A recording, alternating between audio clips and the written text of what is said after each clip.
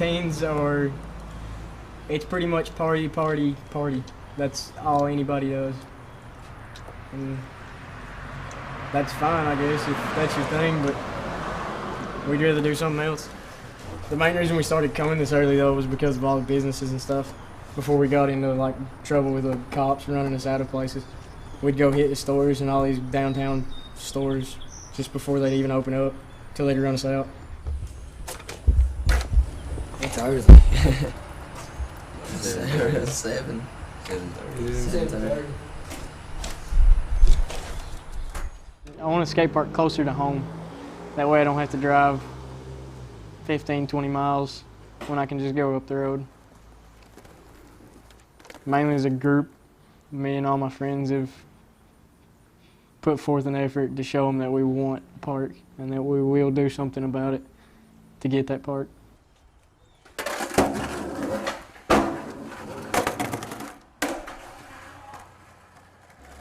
When I was really young, I heard about the radio station WMMT, and I listened to it. And one night there was this guy come on. His name was Will Dotson, and it was like 2000, somewhere around there.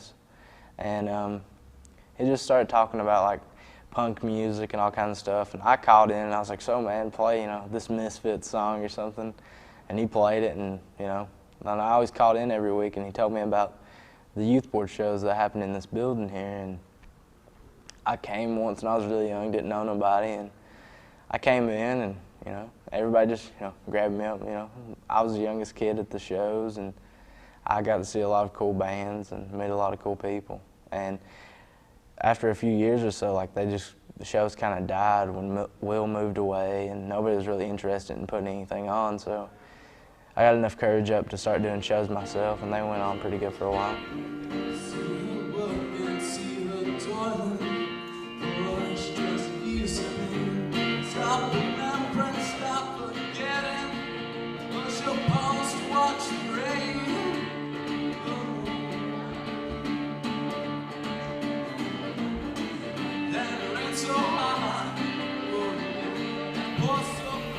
If I'd never came here before, I'd be a totally different person.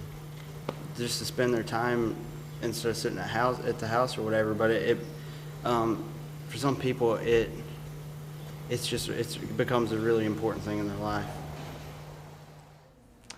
The Light was a Bible study that we started at school because we wanted it to be a youth-led group where the youth would talk to the youth about youth problems, because in every other club that we had at the school, it was the adults talking to kids about problems that they thought that we were having, but most of the time the adults weren't intuitive enough to really pick up on the problems. Like if you were a bad kid or you got bad grades, it had to be because you just sucked at life.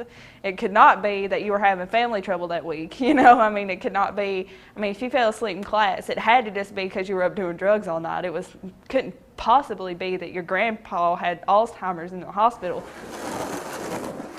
People who are in town every day, see us all the time, stop by, say hi, ask us how we're doing, and then you have the people who just come in every now and then, see us, and automatically label us as a nuisance. They don't see us every day and don't see what we're trying to do.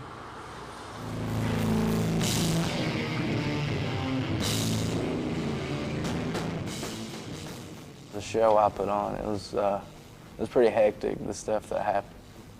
Like, it was called Fun Fest, and like tons of bands came to play. They were just all around nice guys, and the cops just showed up and kind of hassled me, I guess. The cops kind of, I don't know, they drugged me in the back room, and I guess they didn't know I was just 16, and I'm pretty smart for a 16-year-old. And I'm just going by the rules and just be like, yeah, trying to tell them what I'm doing and stuff, and they kind of hassled me pretty bad. And, they didn't want to say anything in front of anybody else to get anything started, because everybody else would be like, you're getting done pretty wrong. And like all the kids were there, and they had my back, and it was pretty cool. Some different people waited until one day when I wasn't there, and they came in to confront the group about their beliefs.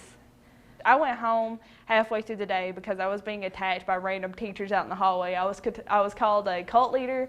I was being possessed by Satan. It was a really tough decision for me because with the way the teachers were acting, it really made it a choice between, I was going to have to pick between the two most important things in my life, that being my faith and my education. Like, I knew a kid one time when I was young, and that was like, he was really into shows. Like, he was about as much as into shows as I was, and then one day he just gave up because, you know, his parents were like, oh, that's stupid, you're not going to make it far. So, seen the kid about a year ago, and complete different person, changed on drugs and stuff. I mean, you know, at least when he was going here, he was kept off of stuff. People watched him. I don't know. I've been in trouble at school for doing like stupid things like all my life, so I guess I've got the reputation and the name of being a troublemaker. So like anything that gets done, they look at me like I'm the one that done it, and sometimes I won't even be the one doing anything. Whenever you first get there, you got to read this pamphlet and stuff about like what Breathitt County is about, and like the first line on the pamphlet says it's not a punishment place. And I really didn't understand it because if it wasn't a punishment place, then why was I there?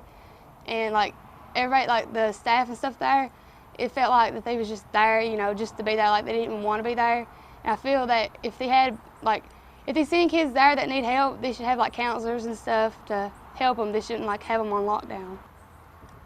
Most of the kids here are decent kids. You know, we get a few knuckleheads and really mean kids from time to time, but most of them just need some guidance and some structure. And it costs about $160 a day on average to keep a kid in one of these facilities. That's a lot of money. That's a lot of taxpayers' money being spent. If you can spend $10 for a kid to have some activities, you know, maybe one night a week that might keep that kid from coming in here and spending that kind of money, well, that's a wise investment. Because we have absolutely nothing here to do, and I believe that's the reason why most kids are in so much trouble like me, and like get sent to Breathitt County and wind up on drugs and all that, because there's nothing here for us to do. If I didn't have the light, would I be into other stuff? Probably. Probably. And same for everyone there. Why do you feel that there's nothing to do? I mean, is there anything to do around here? Yeah, I mean, you can put on shows. I mean, do stuff like that. You can go skateboarding. I mean, even if you're not into that stuff, I mean, you got the mountains. You can hike. Kids say there's nothing to do, but you can always make something for yourself to do. DIY it. Do it yourself.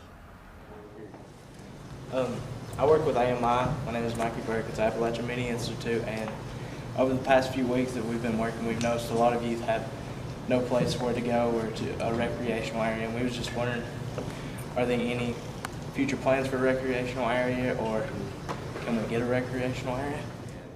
So we're really trying to figure out what exactly we need to do, and we've already been in contact on the funding. Has there ever been any kind of meeting that involved the youth at all to ask like their opinions on what they think? We did that with the skate park, but you guys got something else, we'd be more than happy to. Personally, I would like to get a place for a venue for a lot of bands that are playing, because there are a lot of bands that come through. They want to play for the kids, and there's a lot of young talent and older talent around here that would like to show their talent to others. That I'd like to just have a place for the venue, like a venue for kids to just go and see bands and stuff. But we might can do a temporary fix, because we'd be creative. Possible. We were just wondering, like, we need an empty building. yeah, And it'll need to be in a city where we got police protection. We have to look at this. We've talked about it a lot. Yeah. We understand what you're saying. We've had this conversation.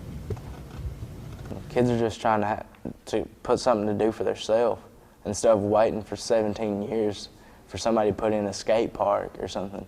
We're trying to get stuff done ourselves. We're not going to wait around forever to just get like something done for us. As long as there's one kid walking through a door when I have a show, I'll keep doing it. So yeah. If we can get more people to pull in and actually put forth an effort to show everybody else that we want something, the bigger the crowd, the louder we are. Rock me, mama, like the wind and the rain. Rock me, mama, like a southbound train. Hey, mama, rock me. Walking to the south out of Roanoke. I called a trucker out of Philly, had a nice long toke.